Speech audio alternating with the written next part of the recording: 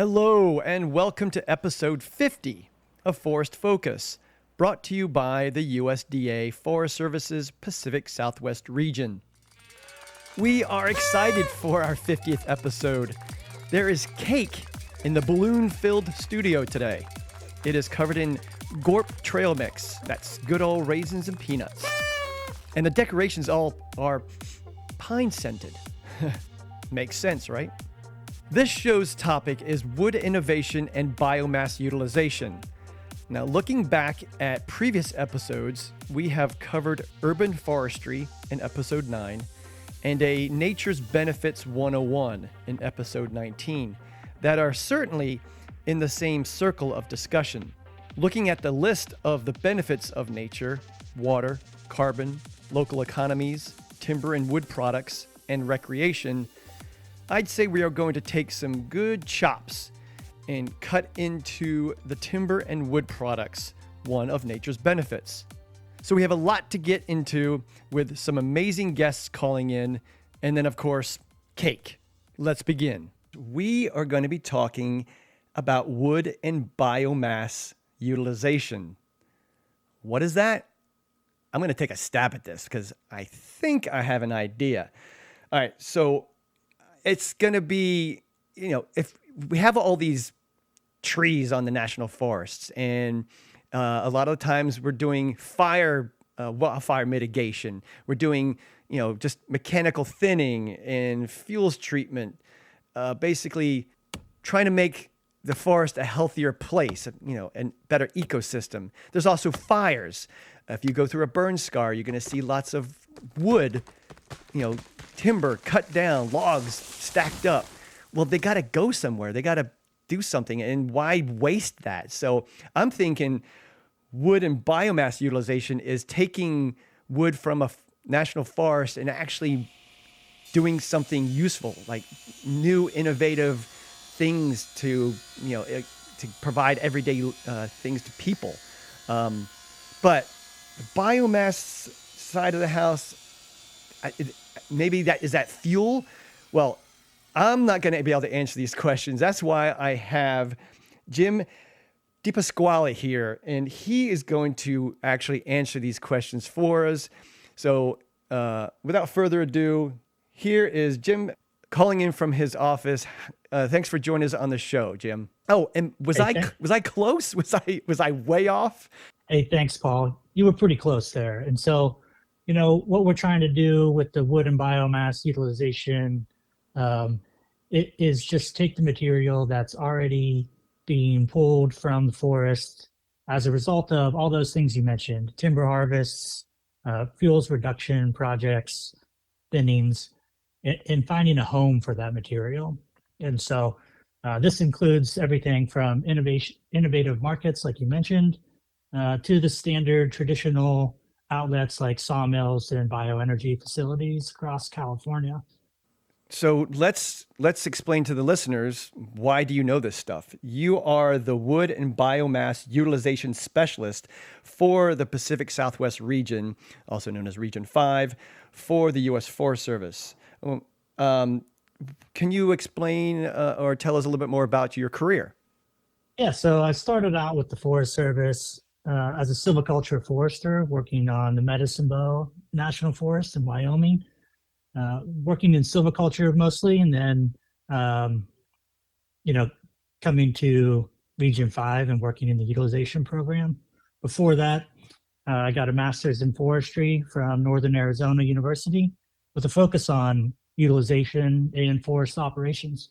But prior to coming to forestry, I completed a 15-year career in corporate finance. And so those two areas of expertise are coming together in this role. All right, so corporate finance, and you just mentioned finding them a good home, finding the wood a good home, and hopefully one that will benefit a lot of people. So what I might not have gotten even close on was the biomass. Can you explain what the biomass part of your job is? Yeah, sure. So biomass can generally be defined as any woody material that's generated from forest management activities, but particularly the material that's not saw logs. So when we talk about forest products, the woody forest products, generally two categories: saw logs that are going to traditional sawmills to be made into boards and lumber, and then all the rest of the material that um, will is generally going to a lot of different markets, chipped for bioenergy, landscaping, chips, animal bedding, and many, many other uses. This material is generally what you think of as the smaller diameter trees. These are generally not commercial in the sense that you can't make boards and lumber out of them, but the material can be used in other ways. What about the large diameter material? Is that all good? Yeah, so that's a good question there because larger diameter logs are what the sawmills are looking for, again, to produce those boards and lumber. But there are larger trees that are say decayed or just not great trees, um, often called cull material when the material can't be made into boards and lumber. Can think of things like fire salvage that have been fire damaged trees that have been standing on the landscape for a long period of time. After fires, those trees can be harvested and the logs can be made into materials. But as the years go by, that material, those trees are standing there, essentially decaying on the stump. I've been to a timber harvest, and or again, I think if you live in a general area that the national forest is around you, or you travel through national forests, you might see enough of these piles, and I think they're called slash piles. Is that considered wooded material? Yeah, absolutely. So those slash piles, those are piles of that typically include the tops or limbs of trees that are being processed. So for whatever reason, whether it's a timber sale or a fuels treatment, trees are being removed to reduce the fuels on the landscape. And so when that's done, the logs are processed. Essentially, the tree is processed to remove um, the limbs and tops so that the logs can be loaded on a truck and transported to, wood processing infrastructure facility somewhere. And so that slash, again, tops and limbs and other parts of the tree are piled up. And so what's typically happening in the forest is that those piles are either uh, left there and then piled and burned uh, to reduce that fuel hazard, or that material can be chipped and sent to a facility for further use, which is what we prefer to have happen. All right. Again, California, huge state, lots of wildfires. Unfortunately, um, there's. I think we're going to talk about this later, but there's kind of there's a hope, an expectation, a goal, if you will, of trying to make the forest more healthier by, you know, getting in there and doing more work on the landscape. Is there an excess supply of forest, like biomass? And then, if there is, what is considered an excess supply, and like how does that look in a scenario involving like one of our forests, for instance? Yeah, so there's definitely, we have a lot of work to be done to restore our forests to healthy ecosystems. And all of the forest management activities that we're doing today are to encourage the restoration of healthy forests across California. And so the result of a lot of that activity is that some of the forest biomass, some of the trees have to be removed in order to create the situation um, where the forests will be able to be, a healthy and resilient forest. And so what we have as an issue is that there's a great amount of this material um, that needs to be removed. It's expensive to remove, and what we need to do is find homes for it. And so the most productive thing would be to find markets that have a demand for the material and are willing to pay some amount of money to get it. And so, this excess supply it's not a result of excess logging or chasing timber, trying to make a profit. This is about, um, again, trying to restore the California's forests. And so, um, the Forest Service and Cal Fire have a memorandum of understanding and agreement to treat 1 million acres of forest land each year. And treating that number of acres will produce a consistent supply of woody biomass into the future. All right, Jim. So I've been again to a timber market, and some of the things that I've learned in regards to, you mentioned the 1 million acres of treated landscape on a forest. But the markets, if the markets aren't there, if the facilities aren't out there for it to go to, then that's like the key thing. What I learned was, up in Shasta Trinity, there was a timber harvest. Well, there's 3 or 4 companies that were bidding on the contract to remove the cut trees. Well, that's good. That's a very healthy, community of interest. But like the Caldor fire, the reason why there was a sawmill that was built in Nevada City is because there was no sawmills anymore in the area around El Dorado County. So Caldor the fire was huge, and there was so much fuel. Again, when I talk about fuel, listeners, we're talking about the wood that can burn again if we just leave it there.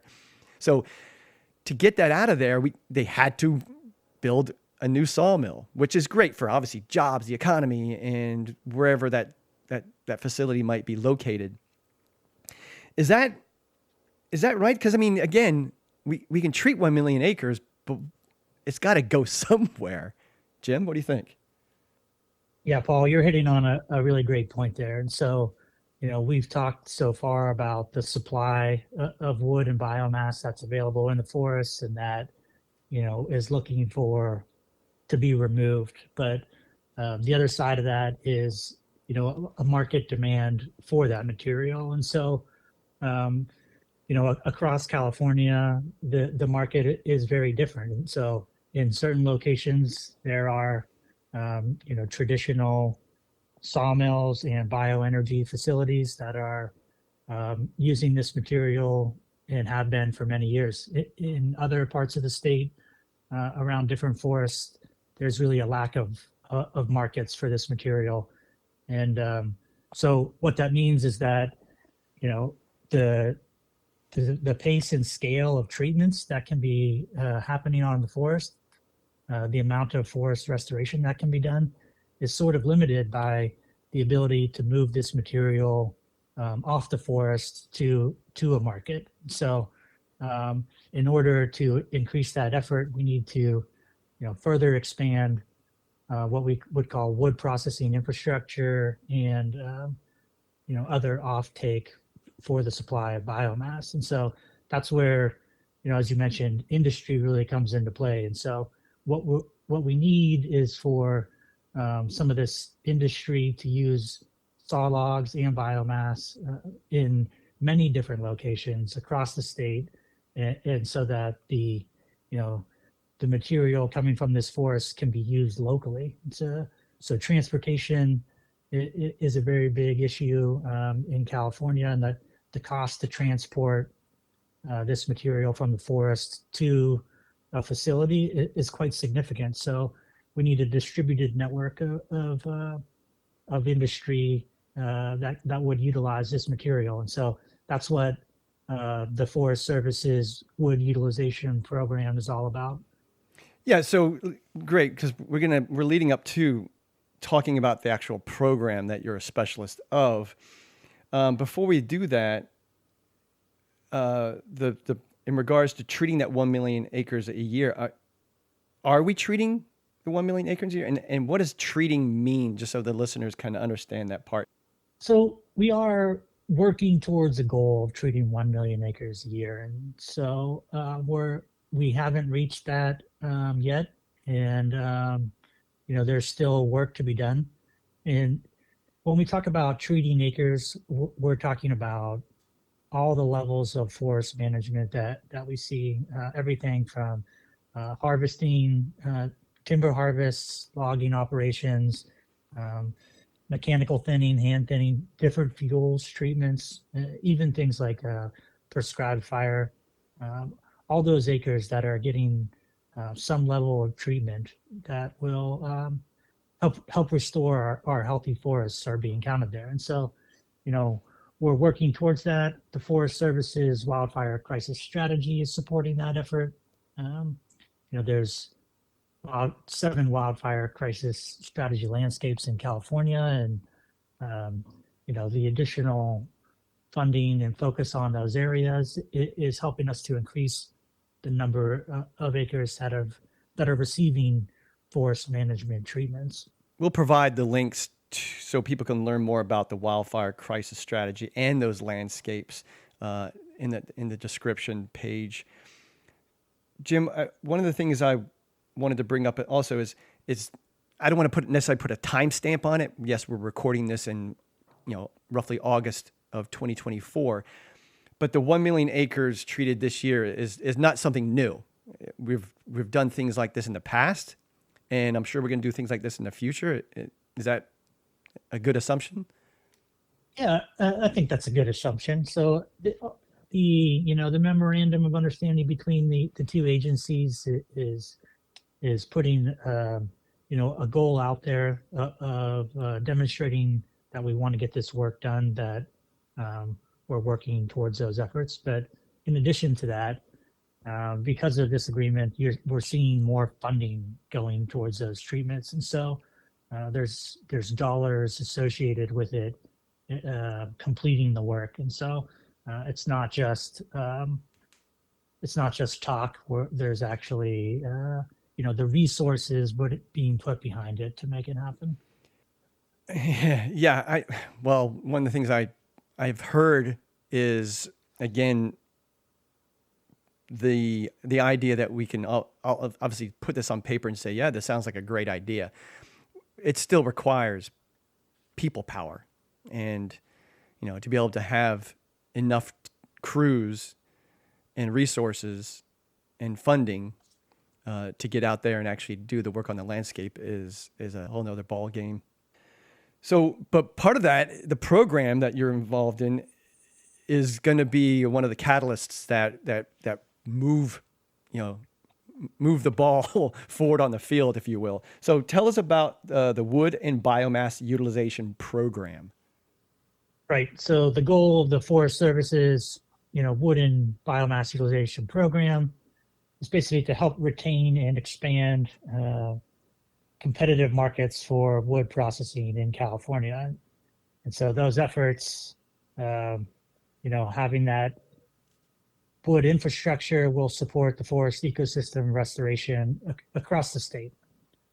And so the program, in order to support industry, manages a series of federal grant opportunities that are focused on, developing that infrastructure.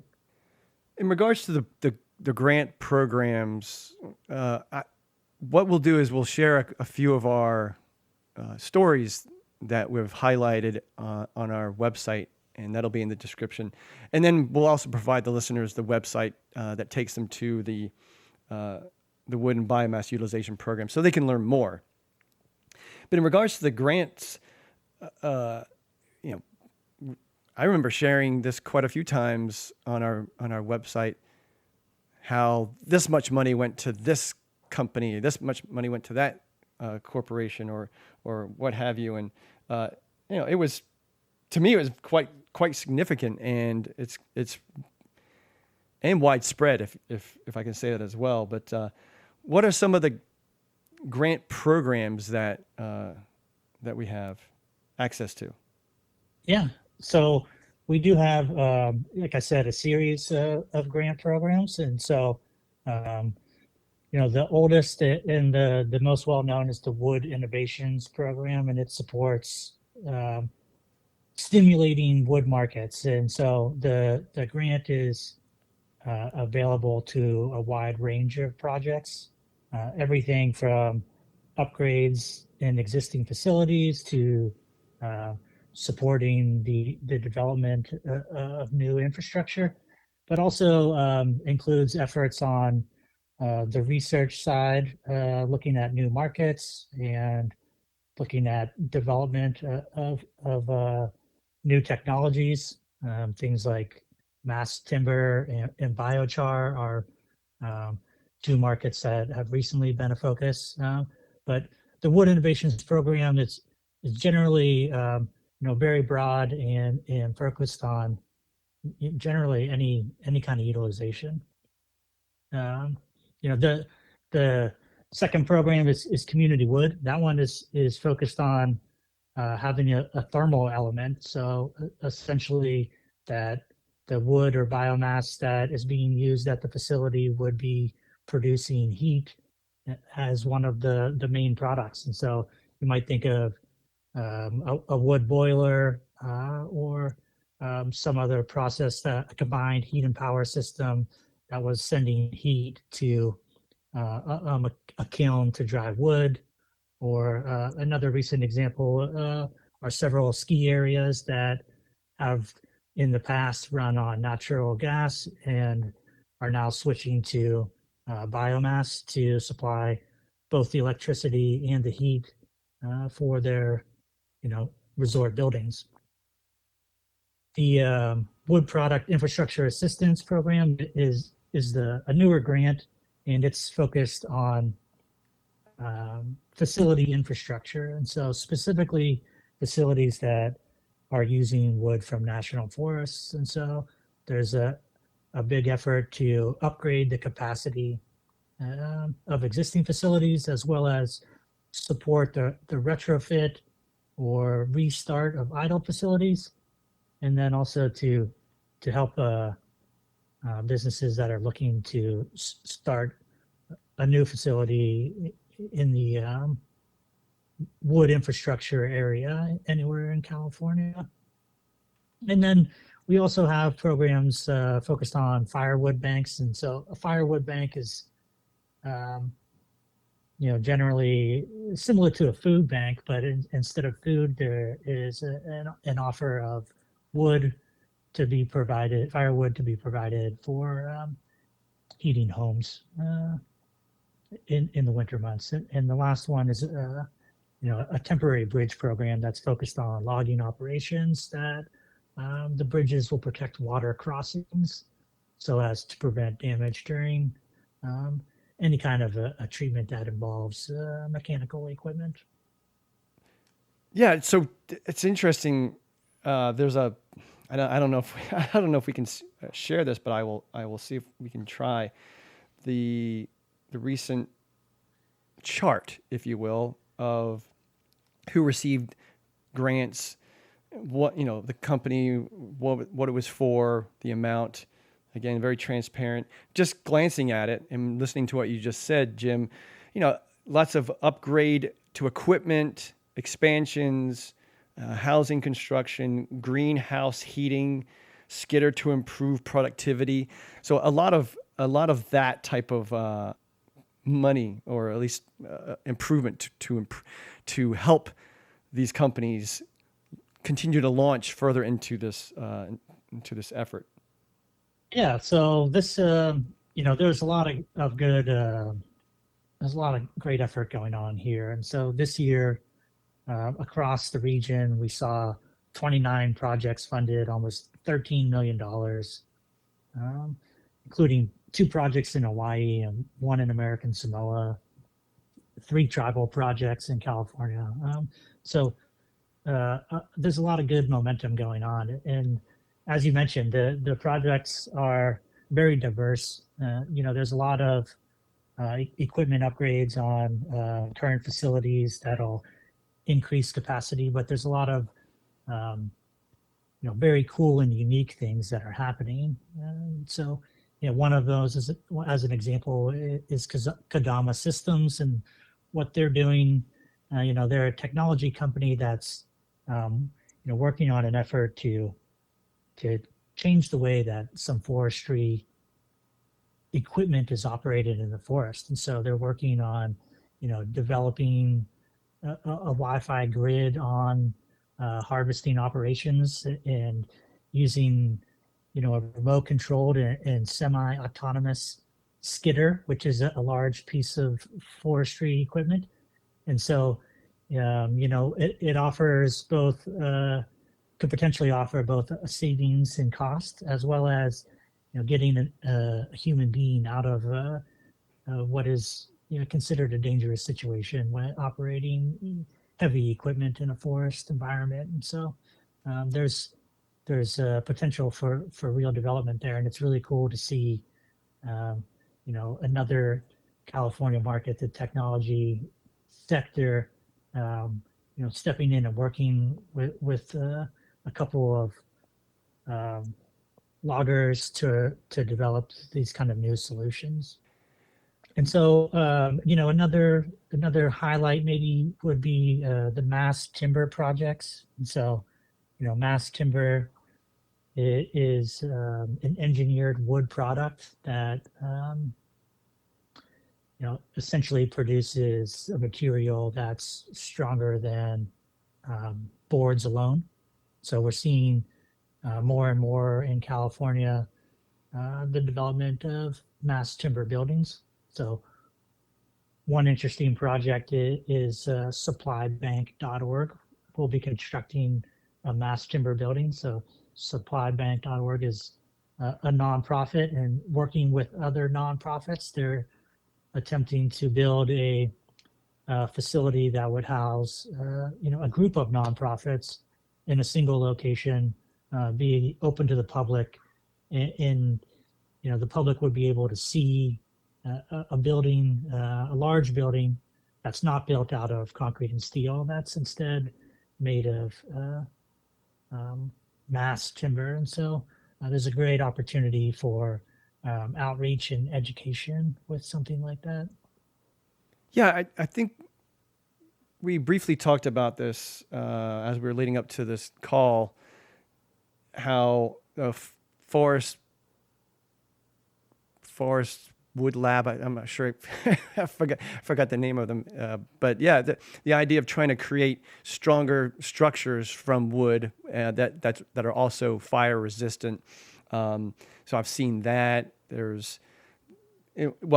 think if you don't mind, we can certainly describe a little bit more about some of the programs and the types of projects, including some past success stories as we get a little bit further into the show. But yeah, there's quite a few, from as small and I wouldn't necessarily say minor, but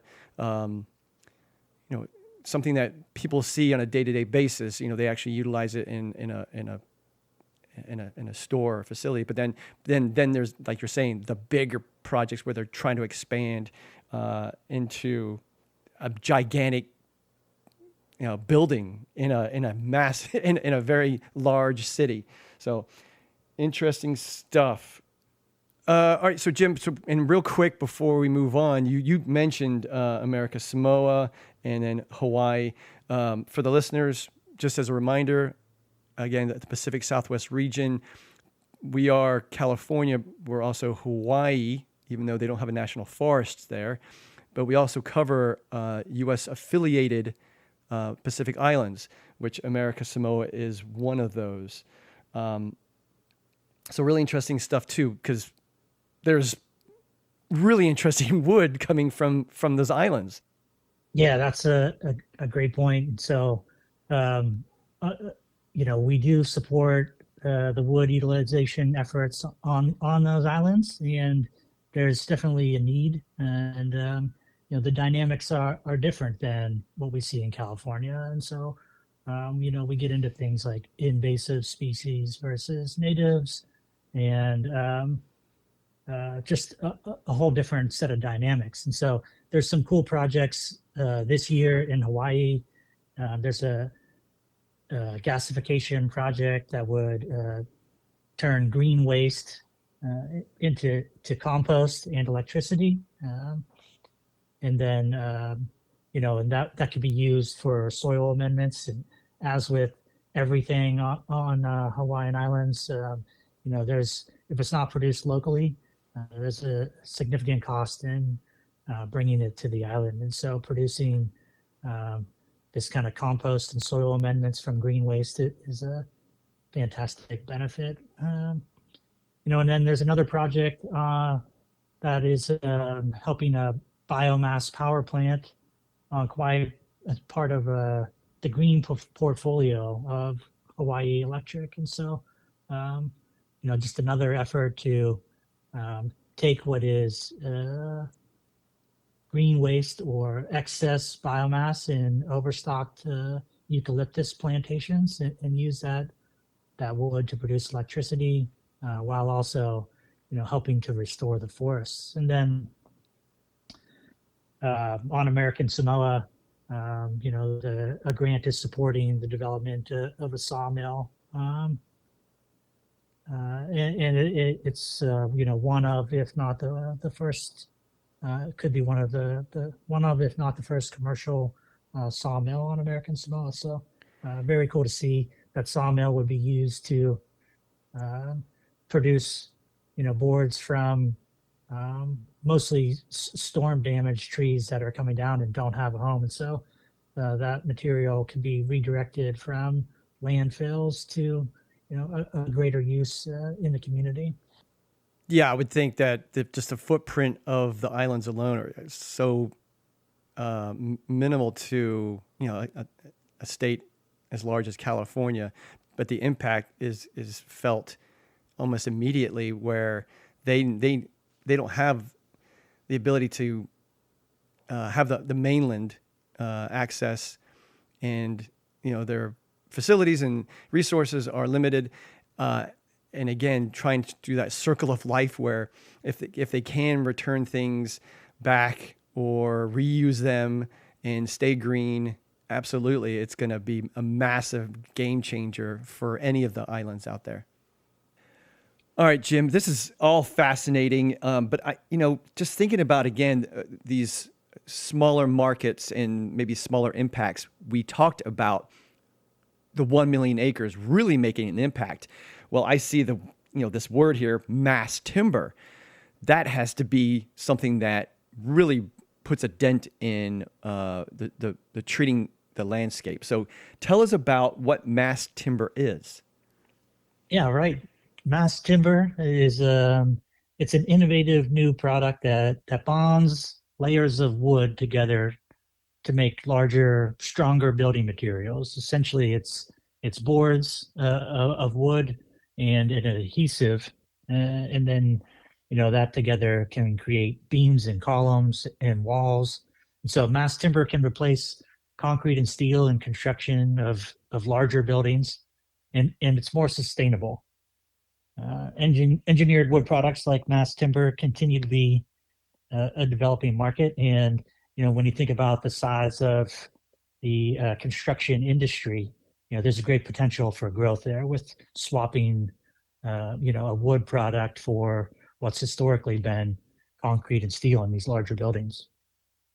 Okay, and then we sort of touched on some of those regarding making them fire resistant, and that's actually pretty incredible to see those. And maybe we'll again try to add a link in the description.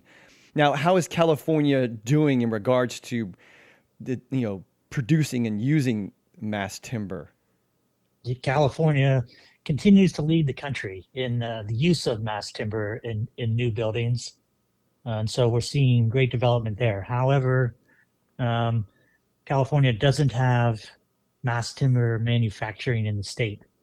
But there's an effort to bring that. So we have the wood available in the forests, and we have the construction using mass timber, and we don't have the manufacture in state. And so that's one area that we're looking to make that connection. And so there's two recently awarded Wood Innovations grants this year that are working to develop cross-laminated timber, which is a type of engineered wood product, a type of mass timber. Um, and then a second one using dowel laminated timber, which is um, boards with a wooden dowel holding them together. And so these two efforts to bring manufacture of mass timber to the state are really moving the bar to move California farther into beyond just using the wood in the buildings, but to be taking it directly from our forests to manufacture within the state and then into buildings. And so this year's Wood Innovations grants are going a long way towards helping out with that market development. For some reason, while you were talking, I was thinking IKEA, and the stuff that I'm putting together for my kids, bedroom, and I'm like, I'm not sure how strong that stuff is, but I'm sure it's not even close to that stuff. But It's not that stuff. it's still pretty interesting the way some of that stuff goes together. But anyway, so what about some projects that you know of that are utilizing this, and maybe talk a little bit more about? Well, you mentioned the one in Oakland, so can you expand more about some projects and locations and exactly what they're doing? Yeah. So just finishing up construction in downtown Oakland is what is the tallest mass timber building in the West. It's a 19-story building. It's actually 2 stories of concrete and then 17 stories of just mass timber on top of that. And so it's an 18-story apartment building, and it's seen as a new opportunity of what can be done with mass timber. And so here we have a building in downtown Oakland that's very visible for the community to see, and a lot of wood is going into that. This is the type of community mass timber building that people see as warm and aesthetically pleasing, but it could also be an effective tool to get people to understand that wood can be used in buildings of scale, and that this could be an excellent utilization of the wood that we need to that we are seeing in our forests. You okay? Absolutely right. Because I just came back from Yale University. There was the their forestry department. They had a brand new building. It was a very green type of project, and I'm sitting in it, and it just felt cooler, kind of more aesthetically pleasing to me, and was a great place to study. So as you were mentioning that immediately came to mind. But there's the idea of these concrete block looking, they're not very pleasing to the eye from the outside, curb appeal, if you will. But there's got to also be another sense of returning back to, what is culturally accepted in that area. You don't just throw a gigantic concrete building in the middle of a forest. When you drive into national forests and drive into national parks, there's stuff that blends in with nature. So, can you talk about how maybe some of these buildings and these projects are helping in locations that were hit by wildfire or affect tribes, for instance? Yeah, you're absolutely right. So it's great to see mass timber being used in buildings of scale, but there's just as much opportunity to see mass timber in other buildings, smaller buildings, and buildings of community significance. One example of this is the Sierra Institute recently hosted an opening for a mass timber roundhouse, and this is replacing a structure that was lost during the Dixie Fire. And so Sierra Institute worked with the Roundhouse Council of Greenville to rebuild what is the Indian Education Center. Um, the building had housed significant cultural items and history, and a lot of that was lost during the Dixie Fire, when the center was destroyed. And so using mass timber, specifically cross-laminated timber in the new building. It's creating something unique, and it's contributing to the recovery of culture, along with the recovery from the fire. And so the hope is that the building will be a landmark for the community. All right. So speaking of the Native American tribes, obviously we're pushing to have even more a greater relationship that we have already, and more inclusive of their practices and assisting as much as we can with their communities. So tell us more about the projects, the grants, because we said it was wide and varied, and certainly I can see some on the chart that are geared towards assisting Native American tribes that live in California. So tell us about some of the tribal projects. Yeah, exactly. So the region has this emphasis to have greater collaboration with tribes, and the utilization program is making those same efforts to further that collaboration. And so this year there are three wood grant projects that are to tribal entities. And these grants, beyond supporting the utilization of wood and biomass, just like any of the other grants, they're also contributing to the economic development of the area and the tribe. And so there's some really cool stuff going on. And so um, the Scotts Valley Band of Pomo Indians were issued awarded a wood product infrastructure assistance grant that'll develop a wood processing yard in Upper Lake.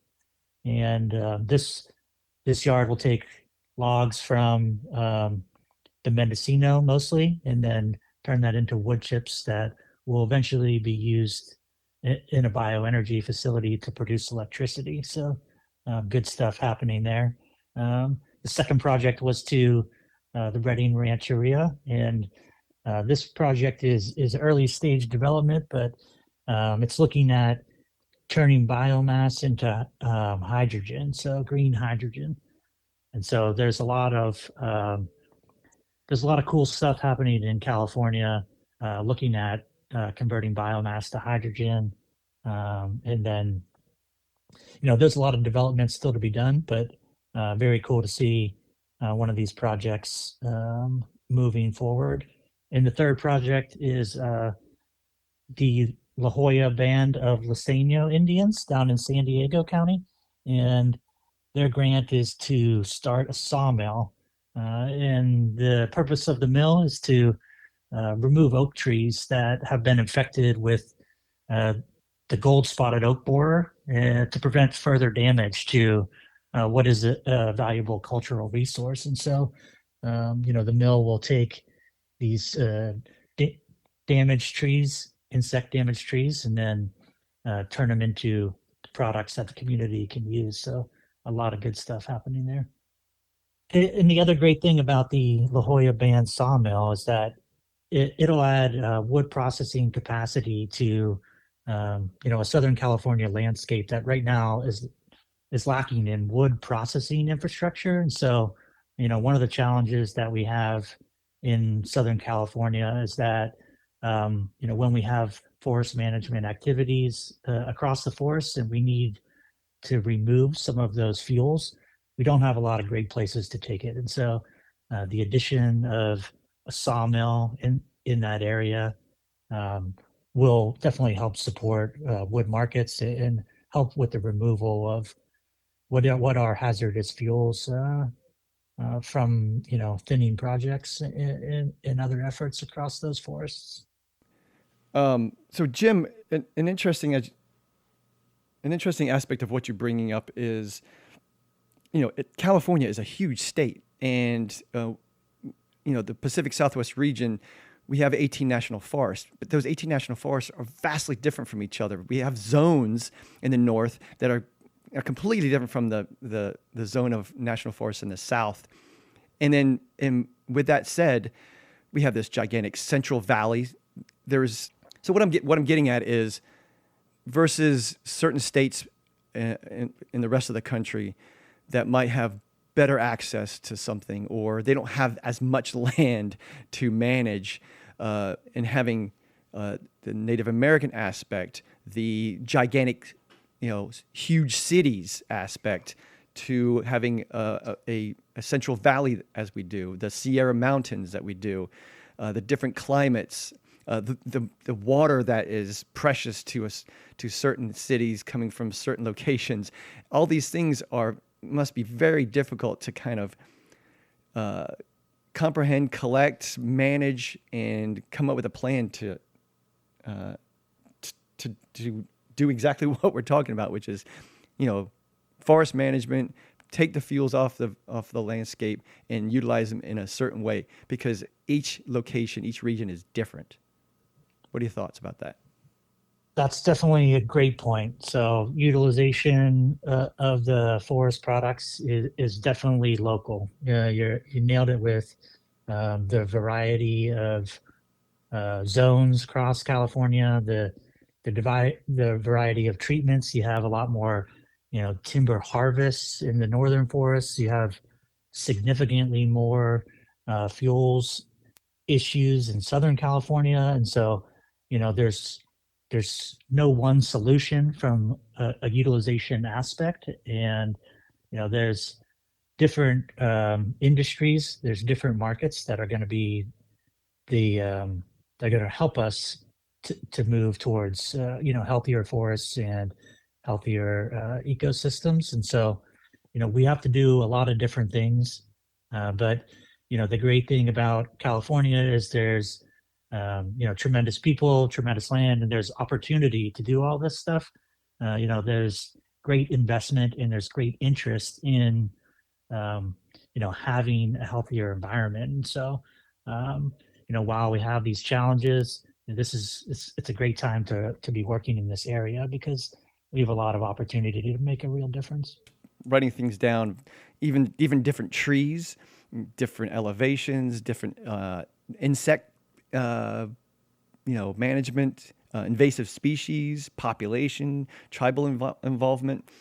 But okay, so we've talked about the grants assisting national forests. We've talked about the involvement with the Native American tribes. But I did mention big cities. I did mention the Central Valley, right? One other aspect that we've been seeing a lot of here in the Pacific Southwest region is our involvement in attempt to assist with urban forests. So this next interesting part of the episode is about Angel City Lumber. Can you tell us a little bit about who they are and how they fit into this whole program? Yeah, this is a great segue. So, forest biomass is what we've been talking about, but yeah, there's ag biomass, there's urban wood and biomass, and so Angel City Lumber is a really interesting project, that business that's in downtown Los Angeles, and they are an urban mill that, for the most part, is taking um, dead street trees and using that, milling those logs and creating boards and producing flooring and some other products. And so um, it's a really unique situation where you have that juxtaposition of the urban environment with you know a sawmill that's traditionally associated with a more rural forested landscape. And so it's a really cool project here. Well, not to take the thunder away from Angel City Lumber, Jim, we have Jeff Perry calling in from that company. Jeff, thank you for calling into the show. Can you tell us a little bit more about yourself and the company Angel City Lumber and how they're connected to the Angeles National Forest? Yes. And thanks for having me on the show. My name's Jeff Perry. I'm the founder of Angel City Lumber here in Los Angeles, in Boyle Heights, more specifically. So what we do generally is we source fallen trees from Los Angeles County only, and we mill them into lumber, and we make both products and custom made projects essentially for architects and landscape architects and design studios who specify our lumber in their design set of drawings, in their construction set of drawings, and we supply those custom projects around the city as well. So essentially we're sourcing wood from trees from Los Angeles only, and then we're selling to Los Angeles end users only, as a way to practice a very local lumber model in an effort to reconnect people to Angelinos to their trees and their urban forests. What type And of trees are we talking about? the Southern California, and more specifically Los Angeles urban forest, is as a lot of people can imagine, a place where many species can grow because of the sunshine and the warmth of the temperate climate. So, and because it's a melting pot, you've got people from cultures all over the world coming here, and with them, and for decades and decades and decades, they bring some of the flora from whence they came with them, and for good and for bad. There's a whole and because of city planning experimentation, I would say, over the decades, there are all kinds of species here. We, in our mill, we're milling anywhere between sometimes upwards of 50, 60 species. We certainly have I would say our top 10, hit list, which is typically various pine. Our natives, of course, our California sycamore, our coast live oak, our California black walnut. So there's quite a few. Are these coming from parks or backyards, streets? Yeah, these are all over. Yeah, all over. Initially, we were working strictly with private tree services to start, who we had to obviously earn the trust of, because they are trying to get the job done in various residential projects around the city. But eventually they came to appreciate us because we were saving them costs. As they were felling trees, we would utilize the wood. We would take the massive logs with us.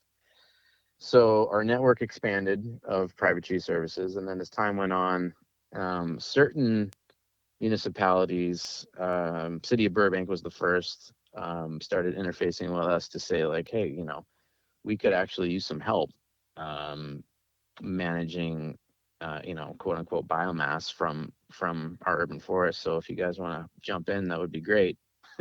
And so now City of Santa Monica is starting to, and slowly, I think LA City certainly knows about us and is willing to, but it's obviously a massive municipality. So we're slowly doing the dance. And now obviously the main event, obviously, for us is now interfacing with you guys, with the Forest Service, as the Angeles National Forest is also within LA County. So that's been a really, really impactful and special engagement for us. Yeah. So speaking with Jim earlier, the mention of utilizing hazardous trees. So is that the connection? Roadside hazard tree removal from the Angeles National Forest. Is that the main connection, or at least that's the one that started it? Yes. So we were partnered with a company here in Los Angeles that we know and love called Woodworks. They're a nonprofit that works with people re-entering the job place, formerly incarcerated or otherwise, who are essentially trained as woodworkers, and teaches them the trade of woodworking as a way to, earn money. So they employ these artisans to make all kinds of different wood products, and they had applied for one of the I believe it was a wood innovations grant through the Forest Service and got it for essentially utilizing surplus snag trees from the Angeles National Forest to make goods, to make wares. And problem was they were like, well, we don't mill logs, so we need to call our buddies at Angel City Lumber to help us make it into lumber so that we can make stuff from it. So we kind of just fumbled upon the scene, thankfully, because of Woodworks. So on that project, Edgar and Matthew and I started talking about like, well, we have capability to be taking a lot more wood than this that needs to be taken off the forest floor. And then that started the conversation. And the conversation basically started with, understandably, which is like, well, I mean, there's not a lot of mills in Los Angeles, and sawmills. So how much output can you possibly do? Like, what kind of impact could you possibly help us with? So we let them know during those conversations, we're up until last year, we've been milling roughly 500,000 board feet of wood a year, which apparently put us on a very low end of the spectrum commercial mill output, which then caused you guys, the Forest Service, to say like, oh well, maybe this could be a good partnership. And it's turned out to be great for us for sure. Yeah, the idea that, well, Jim and I spoke about this as well, is just that the community engagement is amazing, and this speaks volumes to helping those like provide jobs to the unhoused and individuals who are experiencing homelessness, to giving them jobs, woodworking, but the idea that they can't get to the forest to get that wood to work with, but you're providing that to them is quite interesting and really helpful. So joining us on the call are two individuals from the Angeles National Forest to kind of give us the other side of the perspective of this: Matthew Bocash and Edgar Hermosillo. So welcome to the show, give us how the connection went on this partnership. Yeah, thanks, Paul. This is Matthew. I'm the district ranger for the San Gabriel Mountains National Monument on the Angeles National Forest, and we're both really happy to be here to talk about this emerging partnership we have. So I'm going to kind of talk about, the philosophical side of this, why we're so interested in having a partnership with Angel City Lumber, and where we see the benefits of that. And then I'm going to hand it over to Edgar Hermosillo, who's the resource officer here, and he's going to talk about kind of the day-to-day nitty-gritty of the partnership with them, and particularly the timber sale we have, which is pretty exciting. So just for a little background, if your listeners aren't familiar with the Angeles National Forest, we're made up of the San Gabriel Mountains, which are the really tall ones just north of LA. And there's a common perception that, the San Gabriel Mountains is just a big kind of brush field. We actually do have trees in the mid to higher elevations of the forest, but not as many as other national forests in California, certainly nothing like the Sierra Nevada. But we do have trees, and we had some emerging situations where we suddenly had a lot of dead trees that we didn't know what to do with. And I'm really going to leave that hanging for Edgar to pick up in talking about the timber sale that we've got right now with Angel City. But, like Jeff talked about, we first got connected with them through Woodworks. Woodworks had reached out to us after receiving the Wood Innovations grant through state and private forestry, to just get a really small quantity of wood. And we had a lot of roadside hazard trees, like you said, after the Bobcat fire in 2020. So we had sold a small number of trees to Woodworks using the Firewood Permit Authority. And that's another key thing to understand about the Angeles. Because we don't have that many trees, this national forest has never had a timber program. We're really unusual within the agency for that, but we just don't have that resource in a quantity where we could do it in a sustainable way. You know, we're pretty protective of all the trees that we've got. So because we don't have a timber program, we don't have anyone on the forest with the skills and certifications to run a typical timber sale. So we've really been limited to selling wood as firewood in very small quantities. So that was how we got started with Woodworks. And then they introduced us to Angel City Lumber. And as Jeff alluded to, we started talking with them, and I was very excited to learn of their existence. In the same way that we don't have a lot of trees on the Southern California National Forests, there's also not really a wood processing industry in Southern California. And so when we do run into these situations where we've got some fire-killed trees or some insect-killed trees, we really struggle to know what to do with them once they're down. And we actually end up burning a lot of the trees that we cut for those reasons, just as part of our fuels projects, our prescribed fires. So I was super excited to learn of a pretty local, small wood mill. And the other thing that I found really attractive about Angel City Lumber is what I would call their ethos.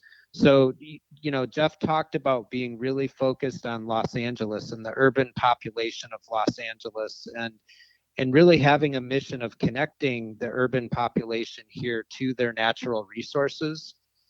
And that is so consistent with some of the philosophy behind the designation of the San Gabriel Mountains National Monument in 2014 by President Obama.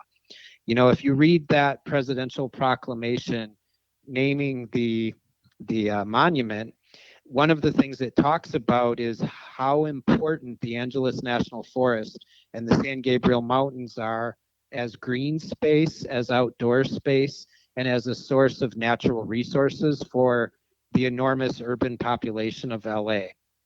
So I just felt like the more I learned about Angel City Lumber and you know, talking with Jeff and getting to know them, I was really excited by that possibility to partner with them on something, because I think their mission and ours are perfectly aligned. So I think, you know, with that kind of background and introduction, I'll hand this over to Edgar to talk about the timber sale. Okay, so before we bring in Edgar, just the key word here to me is innovation. It's Jim and I spoke about this, how across California there's vastly different forests. There's regions, there's zones, there's the MODOK in the north. They're doing a bunch of stuff that the Angeles it doesn't even worry about, and vice versa. The tree situation, and it's great to hear Matthew remind us of that. How we were speaking about up in the Shasta Trinity National Forest, they have numerous companies competing for a timber sale, but down in the Angeles, like he said, it doesn't happen that way. So interesting thing regarding the timber sales, which Edgar's going to talk about here in a second. But for Jeff, real quick, how long has Angel City Lumber been around? When was their established date? Yeah, Angel City Lumber was founded in 2015, July of 2015. Okay, and then just for competition purposes, like you're in just a very large city. Is there a lot of sawmills in the area? No, I don't know. Yeah. I don't know of any other sawmills in Los Angeles. Okay. Yeah. That's kind of what we're getting. Well, at least I'm looking at it that way, where Matthew's like, I didn't know anything about them. So for that matter, but up in Shasta Trinity again, they know them quite well. They have a very close relationship. So, with that said, Edgar, tell us more about this timber sale. Yeah, this timber sale started because we had a couple issues on the national forest on the Sangre Mountains National Monument. The timber sale consists of two sale areas. One is a picnic area, Charlton Flats picnic area, and Crystal Lake. It's a campground with a picnic area as well. In the Charlton Flat area, we had a fuels reduction project, and part of that project was removing some of the dying or dead timber that from the Bobcat fire. So we had some contractors go in there and create some log decks, which are now part of the timber sale. In the Crystal Lake area, we've had some hazard trees, and one of the biggest causes of those hazard trees was because of the western pine beetle. We found an infestation in that area. We set steps in motion to mitigate some of the bark beetle, western pine beetle infestation. We started by spraying some of the healthy trees, and some of the trees that were already infested, started dying. And this timber contract is helping us mitigate for some of the hazard trees that are out in the area. And the biggest concern is public safety. And this is, where we're working together hand in hand with Angel City Lumber to mitigate for public safety. And when you say hazardous trees, to let everyone know, are these the trees that are, leaning over or could lean over or fall over roadways and trails? Yeah, some of these trees that we have up in Crystal Lake specifically, we have branches that are falling off the trees. We have trees that are being weakened and decaying for various reasons, but some over roadways, infrastructure, and over campsites.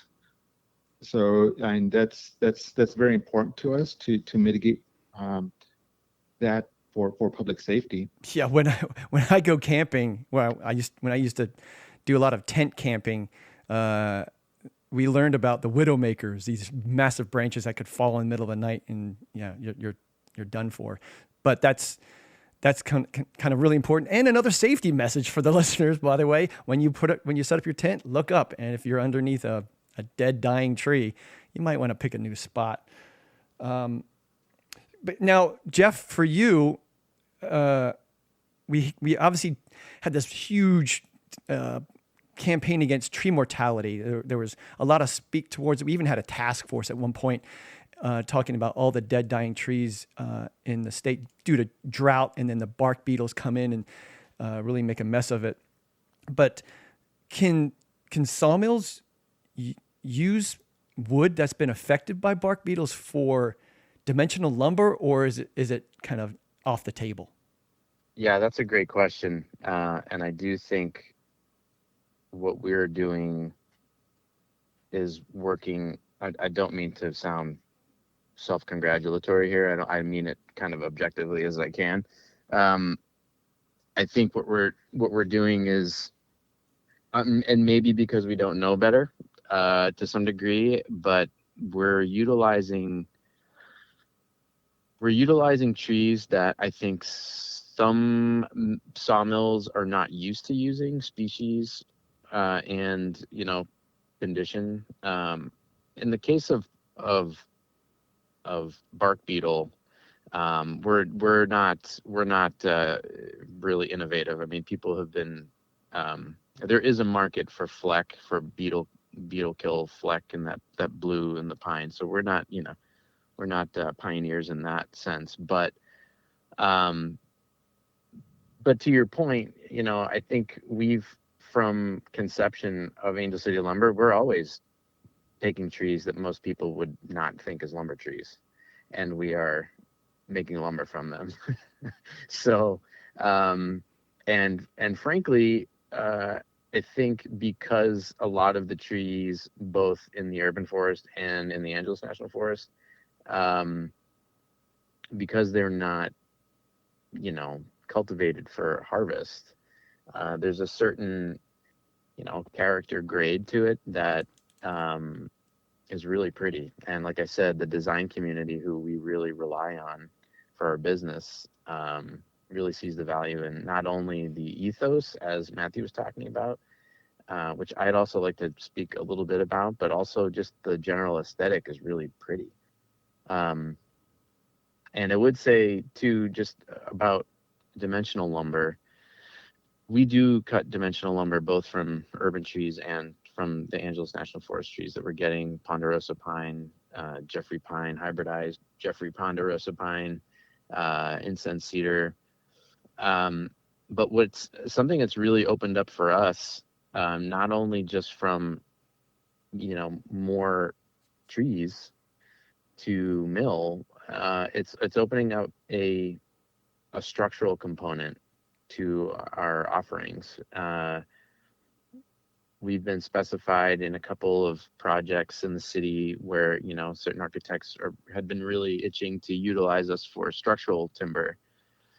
And in speaking with the structural engineer and whatnot, it was always like, well, I don't know, like, I don't know if we could hit that amount. I don't know if we could hit that size. I don't know if we could X, Y, and Z. But with the lumber that we're producing from the trees from the forest, particularly the ponderosa pine, um, we've got graders that come down from Northern California who are more than happy to stamp or certify the ponderosa as good structural timber, depending on how we cut it, obviously. But that's a real boon, for us and for our market. Okay, so what we haven't mentioned, how much does something like these, well, first of all, the timber sales cost? I mean, let the people know how, we're trying to be transparent. What money are we talking about? And how long do these timber sale contracts last? Yeah, that's a great question, and it points to some of the other huge advantages of this timber sale for everybody involved. So as a manager of the land here, when we had this bark beetle outbreak up at Crystal Lake, we were looking at about 200 really big old trees that were dead in an area that's immensely popular, and really struggling with how we were going to deal with that situation. You can spend a couple $1,000 per tree to get those kinds of trees taken down, and they're outside of the capability of our firefighters on the forest to take down. So I had a huge problem on my hands from a safety perspective, from a cost perspective. And what this timber sale with Angel City Lumber has given me as a solution to all of that. So one of the clauses or expectations in the timber sale is that the purchaser is responsible for cutting down all the trees. And that cost that Jeff and Angel City Lumber incurred is offset by the fact that in this particular case, we sold the trees to them at the lowest possible rate on federal land. And, we had really good justification for doing that, even outside of the costs that Angel City Lumber was going to incur, because there's no market, as I talked about earlier, in LA County for timber as a product. So on a forest where there's much more of an industry, this kind of a timber sale would have been subject to competitive bidding. There would have been a bunch of clauses that could have been negotiated between the purchaser and the government.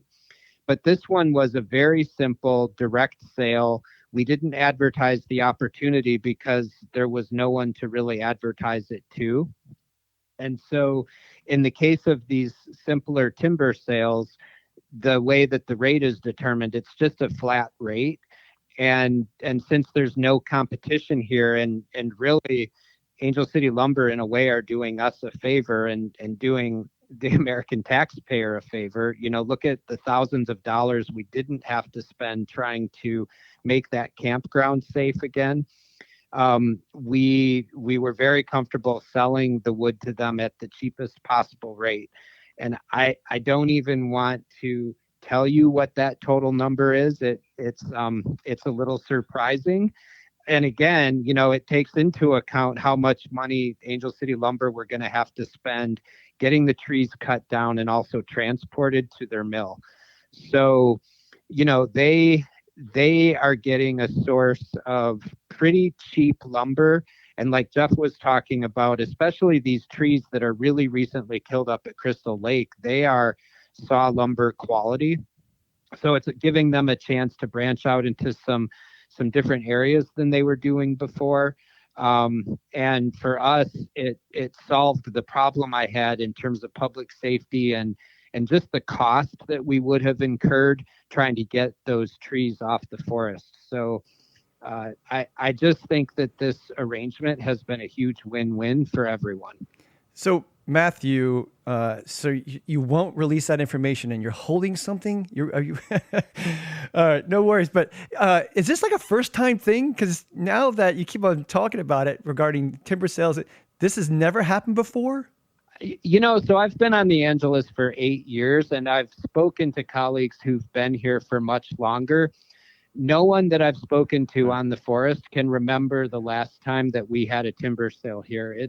So I don't want to say it's unique, but it has if there has been one in the past, it was a long time ago. So effectively, for the generation of folks here now, it is a unique occurrence. Right.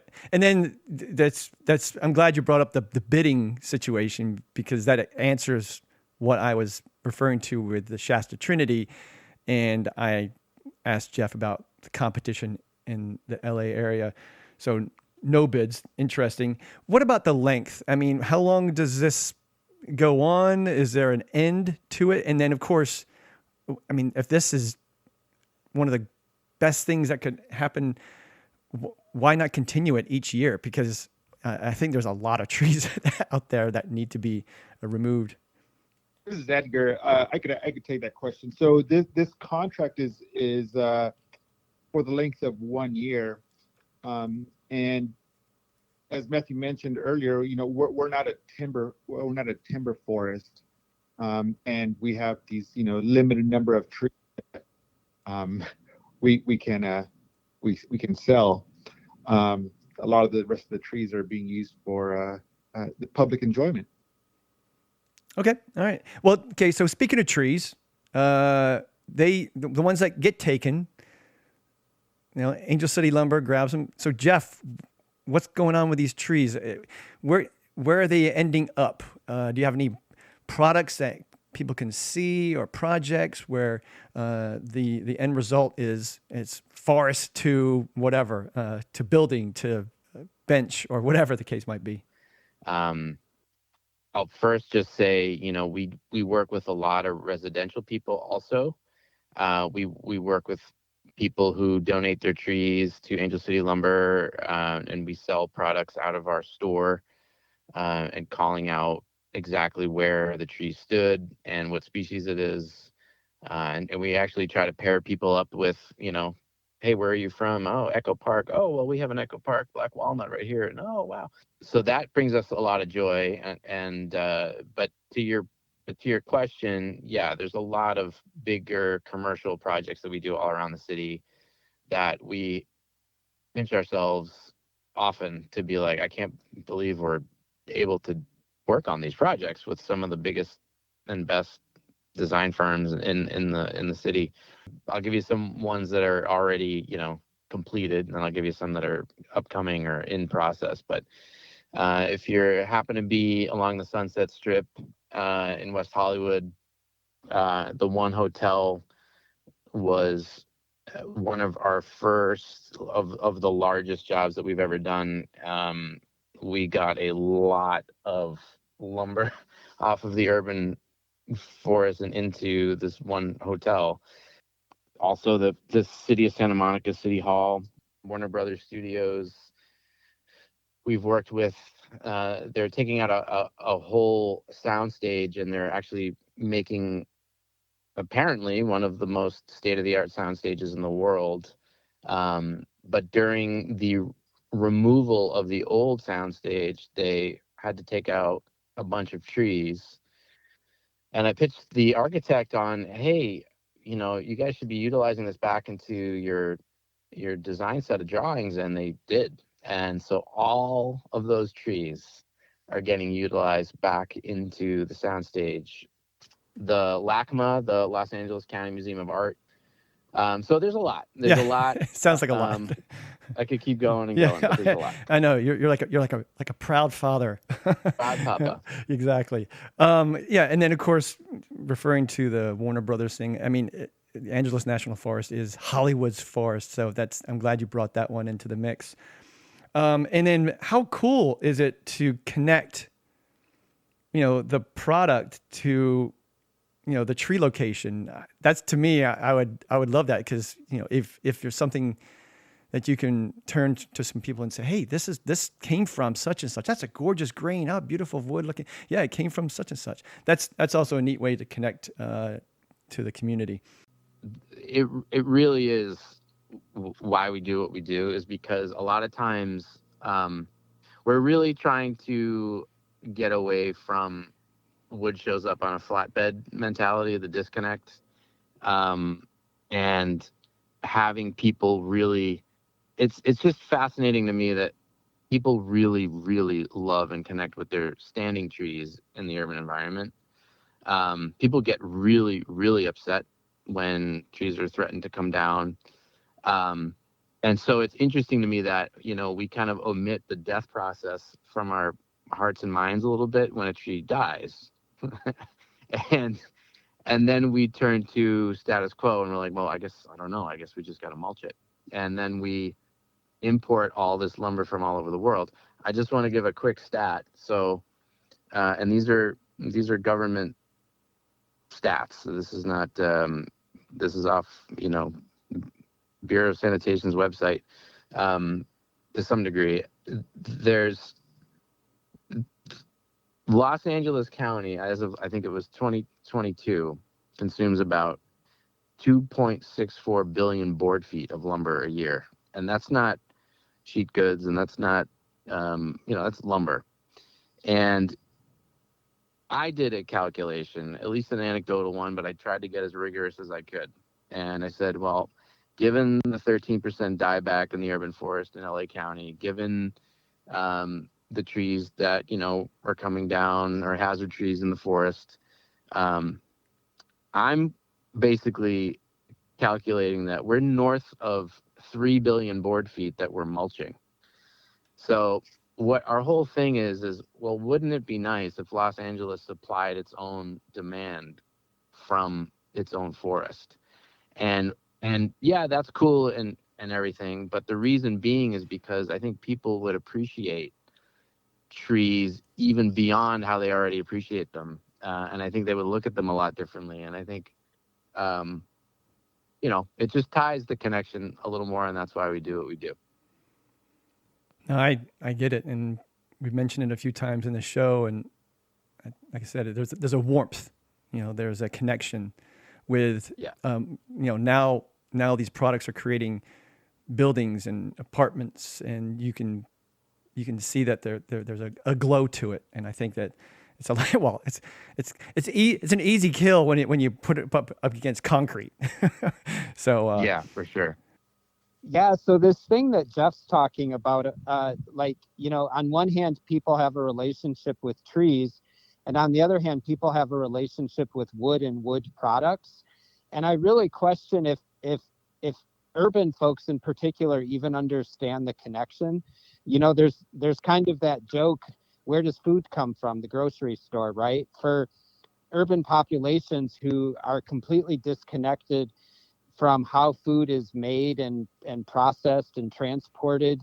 I just think there's a real parallel there with what he was saying in terms of trying to make that connection for folks between wood and where wood actually comes from. And you see the usefulness of wood, and yet people don't want to see trees cut down. There's a disconnect there. So I just thought that was a really interesting point he made, and it again is really in line with one of the missions of, I'd say, national forests in general. Sustainable use of natural resources. Well, what an amazing partnership. Thank you, Jeff Perry from Angel City Lumber. Thanks to Matthew Bocash and Edgar Hermosillo from the Angeles National Forest for joining us on this show. Thank you very much. Appreciate it. Thank you. Thanks, Paul. All right, Jim, we covered a lot in this episode, and hopefully we've been providing enough material and information, certainly on the description page. But again, if you want to know more, is there anything else out there that people can follow, Jim, that's coming up during the year that kind of heightens the awareness of what you're doing here?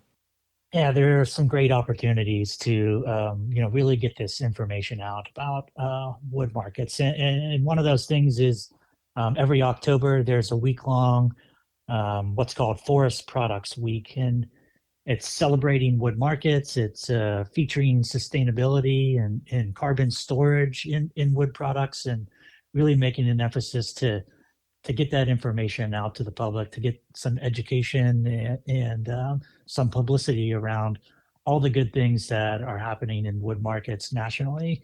And part of that is National Bioenergy Day, and that's highlighting opportunities that are available to create energy from wood and biomass. And so, including new markets, in that Bioenergy Day event, they like to highlight things that are on the cutting edge. So turning biomass and wood into sustainable aviation fuel, renewable natural gas, even green hydrogen, like we mentioned earlier. And so there's some really unique and innovative things happening in the bioenergy area. And in the National Bioenergy Day is a great day to get those things out and to highlight, what's the next generation of fuels that could be available. And along with that, we always like to highlight that the grant opportunities associated with the Forest Service's Wood Innovations Program are annually available, and that information comes out in the fall. And so, great things are happening, and we love to get that information out to highlight it. It just dawned on me, Jim. I'm a company. I'm an innovator. I'm an inventor. I've got these great ideas. I'm a college student, and I'm listening to the podcast, and I said, "Wait a minute! I have this beautiful idea, this brand new idea, this different perspective. A fresh set of eyes, type of thing." Where, if there's someone out there like that, where do they go to even be considered or offered a chance to nail one of these grants? Is there a website where they click on it and they can submit their proposals and see if they can be part of one of the grant award winners? Great question. And the first thing that we tell you to do is to go to the Region 5 Forest Services Region 5 Wood and Biomass Utilization webpage. We have all the information there about the grant opportunities, links to funding resources, but I would say most importantly, you have the links to the teammates in the Wood and Biomass Utilization Program who are available to talk to you about project development, opportunities to procure wood from the national forests, and just generally, we would love to talk to you about any business that's going to be using forest wood or biomass. And so, please absolutely reach out to us. That's probably the best place to start. I think that's enough. I think we've covered quite a lot. This is very much like a wood utilization and biomass 101 type of show. Thank you very much to Jim Pasquale for laying this all out for us.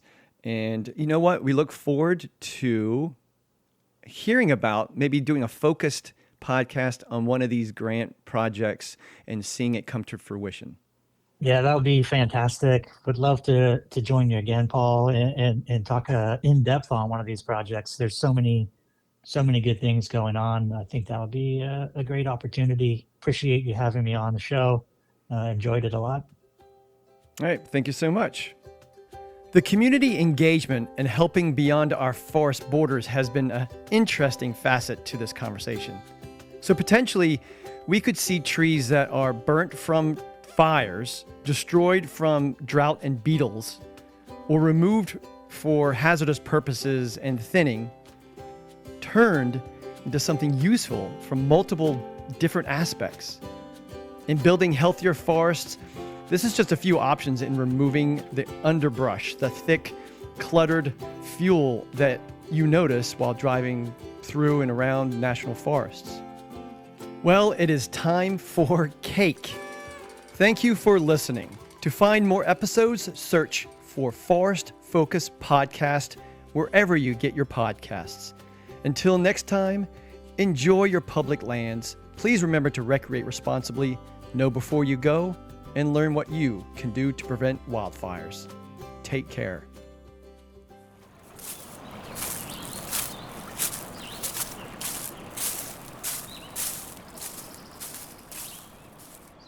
This podcast is sponsored by the U.S. Department of Agriculture, Forest Service, and the USDA is an equal opportunity provider, employer, and lender.